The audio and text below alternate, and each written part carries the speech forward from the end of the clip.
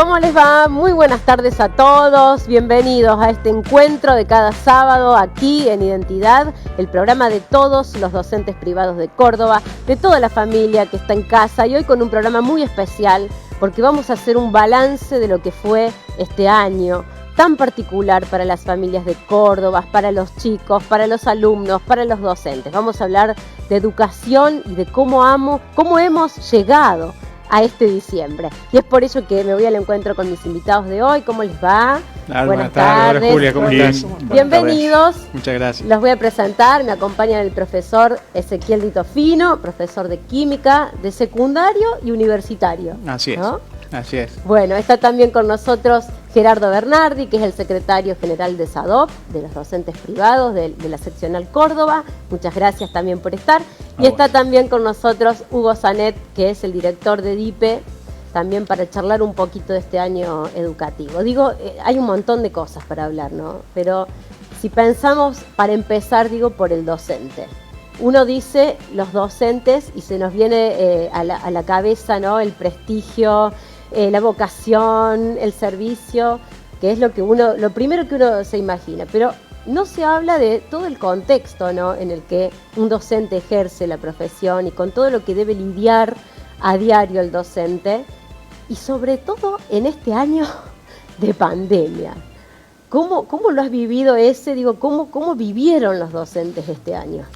Bueno, bastante complicado, la verdad, por muchos motivos. Primero que nada, una situación que históricamente no ha vivido nadie.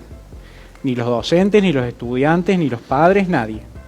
Por un lado. Segundo, cuestiones a resolver, una práctica tan particular como otras, ¿no? Pero una práctica tan particular como es la educación, que nos ha tocado en un contexto en el que, bueno, claramente las instituciones y nuestro país no ha estado preparado.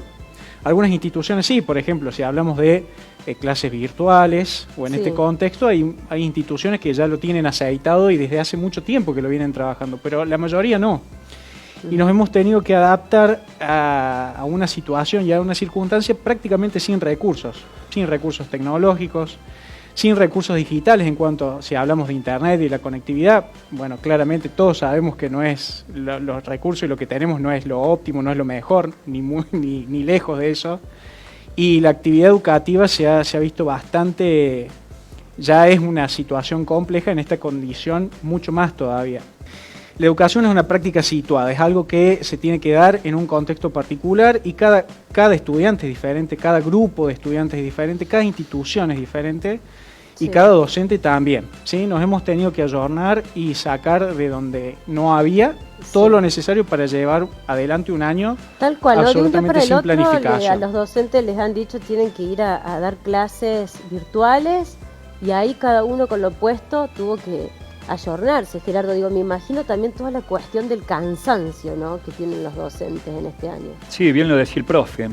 La falta de recursos sobre todo tecnológicos, y no solo del docente, sino también de los alumnos, ha hecho que las herramientas tecnológicas como mediadoras en el proceso de enseñanza-aprendizaje haya, haya intensificado, ¿sí?, la tarea docente. Y esto obviamente ha complejizado mucho el escenario educativo. Nosotros lamentablemente hemos visto muy vulnerados las condiciones de medio ambiente de trabajo, ¿sí? Hemos perdido muchos derechos, sobre todo el derecho del respeto a la jornada laboral. Nosotros en la prepandemia o durante la presencialidad, cuando íbamos a la escuela, sabíamos a la hora que ingresamos y a la hora que salíamos, ¿sí? Y ese era el límite de tu jornada laboral. Hoy arrancás a las 8 de la mañana y seguís conectado haciendo la cola en el súper para hacer las compras, para preparar la cena de tu casa, o en la cena de tu casa estás corriendo el plato porque tenés que atender el llamado de un papá o de un alumno, y nosotros tenemos esa cosa autoculposa, ¿sí?, de nunca dejar a nadie en banda, ¿sí?, afuera, y en consecuencia esto lamentablemente ha deteriorado fuertemente, sobre todo la salud, porque derecho a la falta de privacidad, a la desconexión, a la intimidad familiar, y el estrés que ocasiona el trabajar con un recurso, con un mediador que antes en la presencialidad no lo teníamos, y eso ha estresado fuertemente las condiciones psicofísicas del docente. Digo, les pregunto, Hugo, si pensamos en la virtualidad y en dar clases a distancia, es alguna práctica que ya se tiene de sus años, de hecho hay muchísimos alumnos que se reciben todos los años por la educación a distancia. Pero digo, pensando en este año, no sé si ustedes comparten conmigo, a mí me da la sensación de que ha llegado algo para quedarse de este año, ¿no? Esta convivencia de la presencialidad y la virtualidad, y dos polos opuestos que por un lado dicen la virtualidad es la educación del futuro, y por el otro lado no les surge un poco ese miedo de que un profesor solamente haga un enlatado programado y se pierda esa singularidad, ¿no? del contacto entre profesor y alumno. ¿Vos cómo lo ves? Nosotros hablamos siempre que la educación es un proceso. Y creo que aquí no hemos tenido la posibilidad de procesar el paso de lo que es la presencialidad permanente y absoluta a la virtualidad absoluta como estuvimos ahora. Sí. Entonces creo que nuestros docentes no fueron capacitados en general para la virtualidad, fueron capacitados para la presencialidad. Evidentemente que este escenario que hemos tenido fue totalmente impredecible e impensado. Es más, a mí cuando me avisaron en la repartición, suspendíamos por 14, 15 días las clases y después volvíamos. Claro. Mucho del personal de la repartición dejó sus cosas sabiendo que 15 días después volvía. Y fueron 15 más 15 más 15 y no volvimos. Supongo que muchos docentes también pensaron de salida, muchas instituciones pensaron de salida que iba a ser 15 días, un mes, 2 meses. Sí. Y alguna vez pensamos que iba a ser que en agosto volvíamos. Sí. Y no volvimos, las condiciones no estuvieron.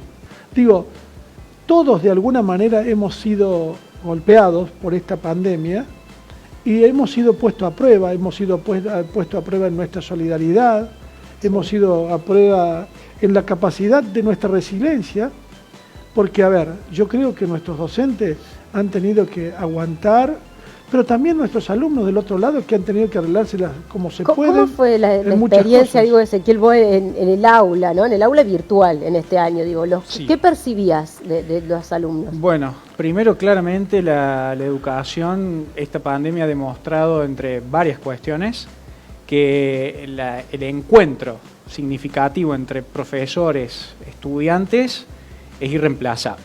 Se puede hacer una mixtura entre la presencialidad y la virtualidad, sí. Siempre y cuando la virtualidad esté bien administrada, como decías muy bien Gerardo ahí la cuestión, los tiempos, el ritmo de la actividad.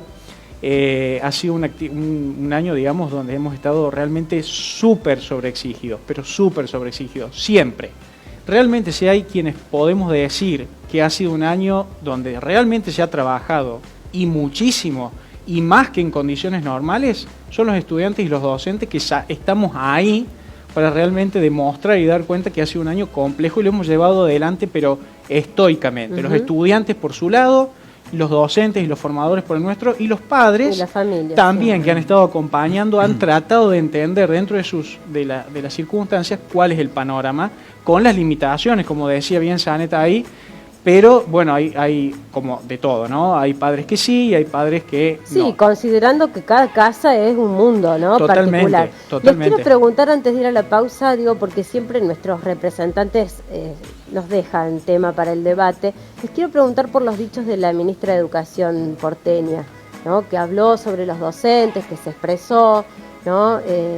No sé si están al tanto, sí, ¿no? Sí, días atrás. Si me permiten por ahí, ese tipo de expresiones o no sé quién prejuzgar, ¿no? Cada uno puede decir lo que piensa, pero bueno, hay que tener un poquito de empatía con quienes realmente, a ver, ella tendría que conocer claramente el plano de estar en la cancha, realmente estar ahí al pie del cañón, es la persona que se da cuenta, y si no, o no lo conoce, no decir o no hacer esas declaraciones tan taxativas respecto a una situación. y que son no solo desafortunadas, sino hasta, que los hasta docentes ofensivas. ya hasta habían ofensivas. fracasado en otras carreras. También se habló un poco de la cuestión socioeconómica, ¿no? Que son los de sectores más bajos. Exactamente. Que eso de alguna manera no hace más que no hablar bien de ella, tratándose de alguien que en realidad tiene un cargo que está para resolver los problemas que ella dice que tenemos. Para mí fueron totalmente agraviantes, ofensivas, dolorosas, te diría, porque de alguna manera es desconsiderar, como muy bien lo planteaba ella acá, el compromiso, el esfuerzo, la dedicación, el amor, la empatía, el tiempo del que hablamos recién a disposición, digamos, del trabajo. La verdad que cuanto mínimo me parece que debiera retractarse y debiera pedir disculpas, y cuando no, renunciar a su cargo, porque la verdad no son, digamos, una frase o un comentario digno de alguien que es ministra de Educación de una ciudad tan importante como es Cava. Simplemente quiero decir a raíz de eso, es un dicho que siempre me acuerdo y que es viejo, que uno es dueño de las palabras que calla y esclavo de las que pronuncia. Pienso que lo que uno va diciendo se tiene que hacer cargo, y si no, calle. Totalmente, totalmente. Vamos a seguir ahora hablando de educación. Hacemos una pausa, no se vayan.